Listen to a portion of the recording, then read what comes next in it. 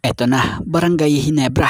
May player ngayong magiging surprise sa mga makakalaban dahil sa mas inihahanda nga po ng kampo ng Ginebra. Ang larong talagang ito'y masusubukan talaga. He's healthy, he's ready to go. But, so dito nyo nga yan malalaman.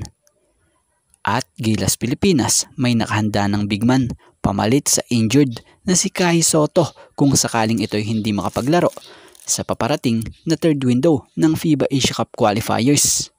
So yan ang ating mga tatalakayin. Speaking of Kai Sotto, matatandaang nung mga nakaraang araw trending at pinag-usapan talaga ang naging masamang pagkakadulas ni Kai Sotto na nauwi pa sa pagka-injury na to. So nang nangyayari nga po ito sa laro niya sa Japan B-League, marami ang Pinoy fans na nabahala at nag-alala.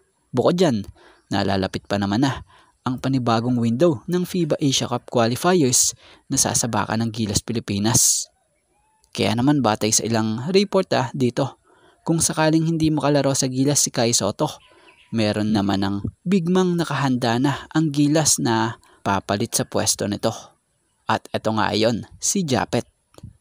Ayon nga sa isang pahayag ni Coach Tim na ating nabasa, well, that's why we have Japet. Japet is there to replace any of the bigs that we have.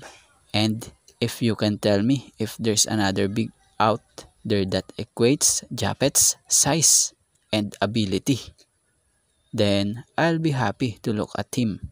He's eligible and has so much experience. Pero syempre, para kay Coach Tim, ninanais pa rin naman niya na makarecover si Kai Sotto bago nga ang FIBA qualifiers.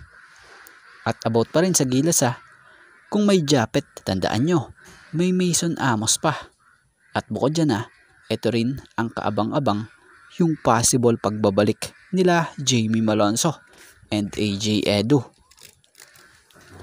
At mapunta tayo rito sa kampo ng Barangay Ginebra. Marami ang naghahanap sa laban ng Ginebra kontra SMB dito kay Jamie, na kung saay ngayong ini-activate na si Jamie Malonzo, siya namang hindi pa rin naman pinapalaro pala.